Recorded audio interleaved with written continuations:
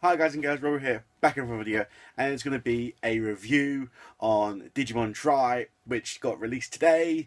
If you don't know what Digimon Try is, it is the 15th anniversary of Digimon this year. So 15 years ago, Digimon was released to the Japanese audience, I believe the Japanese audience. And when I was growing up, I was a massive fan of Digimon, like the original cast, Series 1, Series 2. After that, it just went. I was more invested into Digimon than I was in Pokemon because they came out around about the same time. And to celebrate the 15th anniversary, they have released a brand new television series with the original cast. Yes, I'm talking Tai, Matt, Zora, Izzy, Mimi, Joe, Kari, TK. They've brought them back for a brand new series. There's the logo behind me there, Digimon Try, or Tree, however you want to pronounce it. So this was announced back in 2014. I was super excited when they announced it. And throughout the year, we've been getting like teaser images, like I think it was like 4 trailers announced, and it was supposed to be a full-on television series. But in Japan, they changed it, and they said no, we're not going to do a television series anymore. We're going to release it into 6 blocks. Will be 6 animated movies throughout. Well, we don't know how long it's going to take them to release the whole lot, but the first movie came out today in Japan in cinemas. And Crunchyroll announced today that they had released not the movie, but the first 4 episodes, which would have been the movie combined, onto their US servers, not the UK servers. But I found a way to watch them anyway. How am I not going to watch this? And as soon as it started, the first scene, I was emotionally involved in this. I'm like, no way, because on the build up towards like this television show, this series is based 3 years after the events of Digimon Series 2. So everyone's thinking, like, on the build up to this is like, where's Ken? Where's Davis? Where's Yoli? Where's Cody? These are the Series 2 Digidestined. Like, where are these guys? And you see the first scene in the first episode. You see, you don't really see them, but you see silhouettes of Davis, Yoli, Cody, and Ken getting absolutely trounced by the main antagonist, which is Alphamon. And so, okay, so they haven't left it off. Like, we now know what happened to these guys. They have been defeated. They are in the digital world somewhere. They've just been defeated by Alphamon, and that's that. There we go. And the first episode really just revolves around Tai more than anything. What's really going on is that the group is kind of like disbanding, and over the years they're just not seeing each other as much. They're growing distant, which it's always a bad thing because in what they've gone through. Matt's still got his band. Tai still plays football, and the main thing is that Matt had a concert going on. Tai had a football match going on, and like some were going towards some people. Some of the gang were going to like Matt's concert, and no one was checking out Tai's football game. No one was going to go watch him, and he's feeling left out. He's feeling like no one cares about him anymore. A lot of the 4 episodes really is based a lot around Tai, because obviously 3 years, like I said, 3 years has happened between the end of Series 2 and this series now, even though it's been 15 years. And the first episode, it's really slow. It is really slow because I suppose they've got to reintroduce all the characters and explain what's happened over the past 3 years, which I understand. That. But so much has happened. Izzy and Mimi are kind of constantly flirting, which is weird. The whole Zora, Matt, and Tai love triangle is still going on, because that was going on during Series 2 as well. Back in the day, and that's still going on today. So that's weird. TK's still wearing a hat. He's wearing a trilby now. It's really weird. What else is going on? Zora's just been Zora. Mimi's back in Japan now. She's moved back to Japan from America, and she's enrolled into school with the gang. And all that. But now we're going to go on to the second episode. Second episode is when it all just kicks off, really. Kuwagamon has somehow gone into the real world, and he's destroying the place. And I think that was actually a really nice little homage there to like the first episode of series one, because obviously the first episode of series one and into episode two of series one, it was Kuwagamon facing off against the Digidestin, because Kuwagamon's like the first evil Digimon that they came across in the digital world. So that was a good little homage to like, you know, the series one starter. Oh yeah, like here's Kuwagamon again. I'm gonna go defeat him. So Ty's there, and Ty's like, I can't do this. I can't do this alone. And Agumon just shows up, like, Agumon, like, hey, it's Agumon. And then he digivolves in the ground. Oh, the new digivolving sequence is absolutely fantastic. You know, because everything is now in like HD, and the graphics are just amazing. And it's great. And so obviously Greymon and Kawagamon are fighting, and all these like digital portals keep on opening, and they keep on getting teleported to different parts of Japan. And then the government shows up. Oh, it's the government. Okay. And the government actually like picking up all the Digidestin and taking them like to this place where Greymon are currently fighting. So it's like, okay, who are these government guys? You know, since how long have they known about this? And like, why are they only picking up the Series 1 guys? What about the Series 3 guys, Series 4 guys, Series 5 guys, Series 6 guys? You know, oh wait, not what am I talking about? It's set 3 years after Series 1 or 2. I don't know where Series 3 was set. My bad. So, you know, Ty's at the airport, because that's where they end up at the airport, because that's where Greymon's currently fighting. And he's like, "Come on, Greymon, you can do this." Blah blah. And then three Kuwagamon show up. Three Kuwagamon show up. So it's like Greymon versus three Kuwagamon. And then like he turns around, and there's the gang with their rookie Digimon.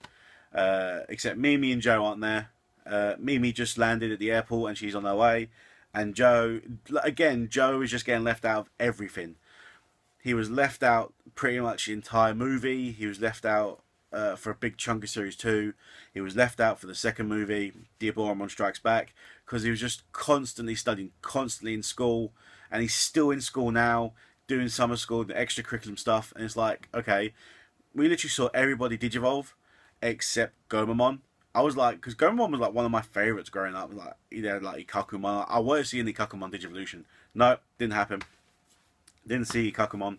Saw Bergemon, saw Kabuterimon, Baomon, Togemon, Angemon.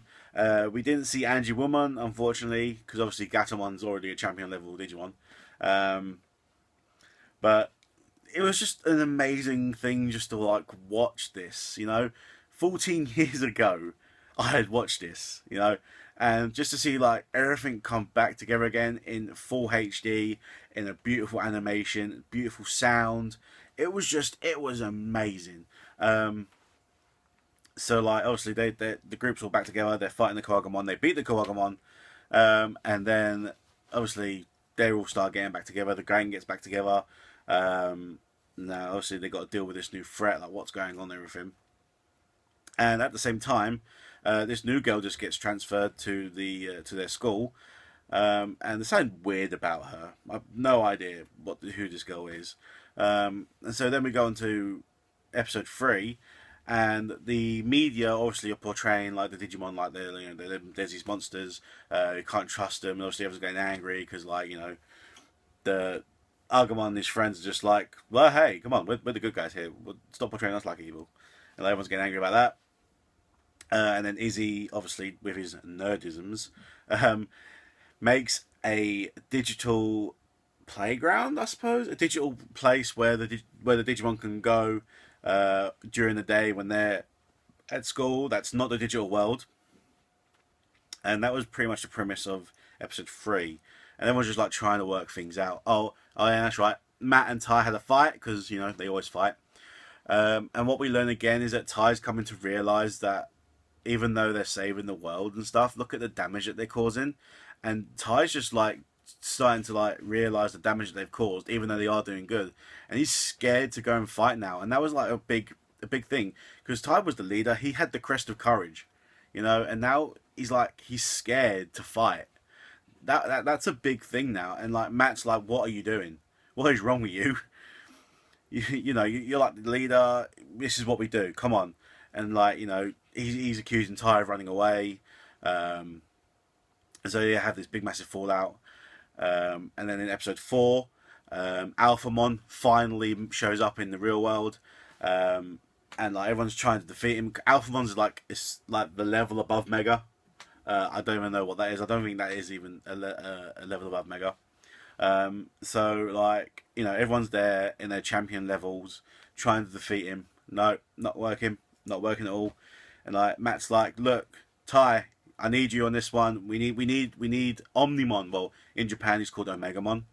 We need Omnimon to defeat him. I can't do this without you. Just stop running away. And Ty's like, okay, we'll do this. So then you get a cool sequence where Greymon then attacks Alphamon, Garurumon then attacks Alphamon, Metal Greymon then attacks Alphamon, then Wary Garurumon then attacks Alphamon, then War Greymon then attacks Alphamon, and Metal Garurumon then attacks Alphamon, and then they combine, and then Omegamon shows up. We're like, no way, it's Omegamon. I haven't seen this guy since like the second movie, which is terrible by the way. Um, I'm like, right, so we got Alphamon and we got Omegamon. So clearly they're going with like the Greek alphabet with this, you know, because Omega, Alpha. Are we going to see a Gammamon? Maybe, possibly. A Betamon, never know. So you know, this is a big thing. The end battle scene wasn't that great because literally Alphamon was obviously defeating all the champion level Digimon, but then Omegamon showed up and is like, okay, Supreme Cannon, and as the Supreme Cannon's loading up, Alphamon scarpers away, and then poof, you know, then they're just like, what the hell's going on? But then we go back to like this mysterious girl that just transferred to the school, and we find out that she's actually a Digidestined, and she has an original Digivice. So we have a ninth Digidestined who's actually somehow part of the original group who we've never seen before. So that's just run a spanner in the works. Like, where were you 15 years ago? How did you not even, like, you know, how is this not a thing? Surely they were not able to defeat, like, you know, Apocalypse back in the day without the, you know, because they said all 8 Digidestined. They didn't say 9 Digidestined. So, like, why was she never mentioned in, like, the prophecy or anything? Who is this woman? And she has a Digimon, which is a cat. So we have another cat Digimon on the team, which is really weird. But and then we just like left off at that, and then that was it. And the credits rolled, and we had a post-credit scene, which was really weird. All you see is Joe read about what happened on his computer, then go back to studying. Come on, Joe, what's wrong with you? By the way, Joe has a girlfriend now. I know, right? Everyone's like, I have a girlfriend. Everyone's like, what? You have a girlfriend? You have a girlfriend? What you have a girlfriend? That is literally how the scene went. And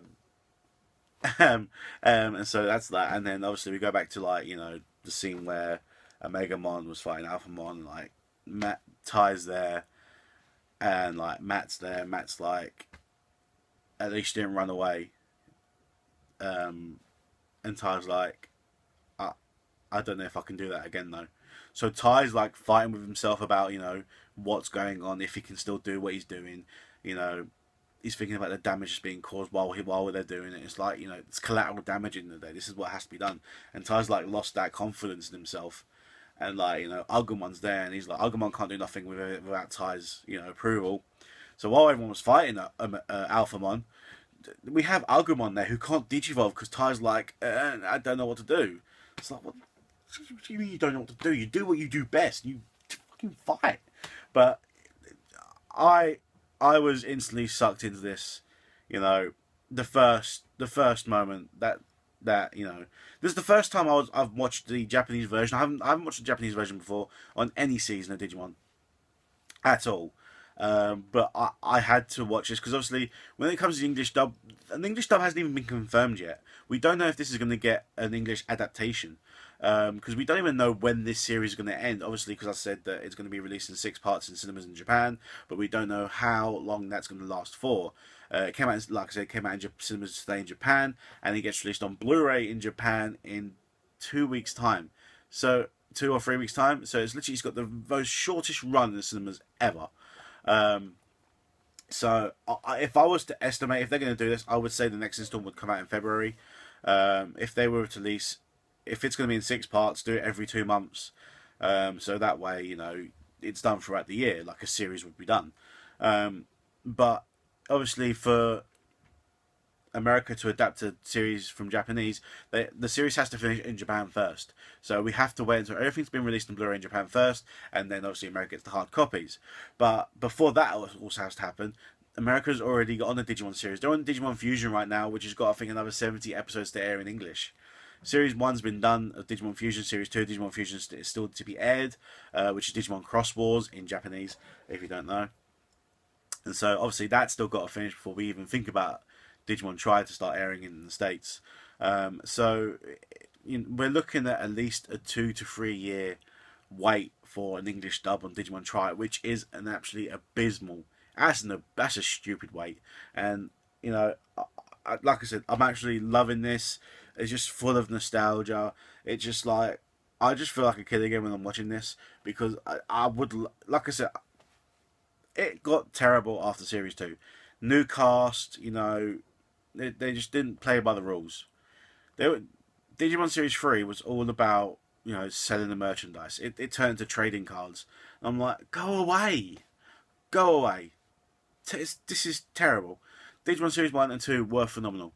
And now they understand that now, so they're going back to this. I know they probably just do it for the 50th anniversary, but I don't care. This is an amazing show. Anyone who's a Digimon fan back in the day, you need to check this out. And like I said, it's just amazing. It's amazing. I just, I hope we see more of the Generation 2 guys, you know, like Ken, Yoli, Davis, and Yoli. Obviously, they need to go and save them from Alphamon. Whether Alphamon is the main antagonist for the entire series, we don't know. Whether we will see, you know, the Generation 2 guys before the end, we don't know. Because I'd like to see Vmon again, you know, and Wormmon and Paildramon. You know, they were quite fan favourites of mine. Davis was an amazing character as well. So I'd like to see them again, but, you know, we don't know if they will or not. Hey, you know, we got this ninth Digigestion right now that we had known nothing about. So that's definitely interesting. But yeah, so many questions unanswered. Who are this government agency? Who is this ninth Digigestion? What's happened to the Gen 2 guys? What's wrong with Ty? Why has he lost his courage? You know, who is Joe's girlfriend? Why is Joe not featured in this at all? Gomamon's just like, yeah, I'll just sleep here. Literally, they're fighting, everyone's fighting, and then do a cutscene to Joe. He's at his computer and you see Gomamon sleeping on the floor. No, go fight. What is wrong with you? They just don't give Joe any screen time, and I don't understand why. This is ridiculous. You know? So yeah, this is my general review. If I'm going to rate these 4 episodes out of 10, I'm going to give it a solid 9, purely because I would have given it a 10 if it wasn't so slow, because it is a really slow build. I mean, I'd be a bit annoyed if I had to pay watch this in cinema. I'm not gonna lie, because the ending wasn't. There was no payoff at the end. Because they're classing it as a movie over there, and it's not. A movie has a start, beginning, and end. This just has a start with a bit of an anticlimactic ending. You know, because it wasn't supposed to be a TV series, and they changed it to a movie. Okay, but like I said, it's on Crunchyroll as episodes, and they're releasing it as a series. But obviously, blocks of they're releasing it in blocks of 4 episodes at a time. So again, we don't know when the next 4 episodes are going to be released. I'm estimating February. Like I said, that'll be the smart move, because obviously you can't like make people wait so long for 4 episode blocks. That'd be just stupid. So I hope you enjoyed this review, and I really recommend you watch Digimon Tri, because it's absolutely amazing, just nostalgia filled and just picture perfect stuff. So just let this play a little bit.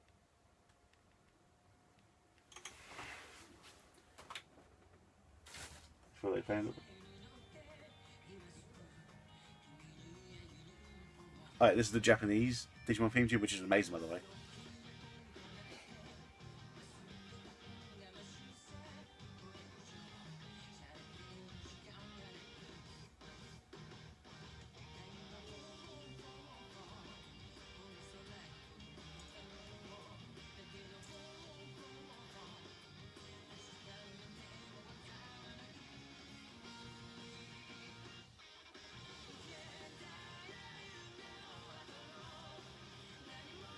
Mate, I nearly cried when I saw the trailer for this. I'm not even kidding.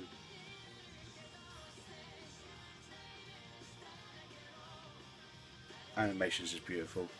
Digimon literally looks like she's on fire. That's how the animation's supposed to be. Not that I'm moaning about like back in the day, like that animation, because that is perfectly fine. But this is just like, oh wow. This is like the equivalent of like Ash going back to Kanto and, you know, hooking up with Brock and Misty again and doing the Kanto region again. It's like, this is like that. You know? Quite a one there. So, thank you for watching this video. I hope you enjoyed it. Please check out Digimon Try, keep red lines of pages, and, you know, pro Digis, guys. Out.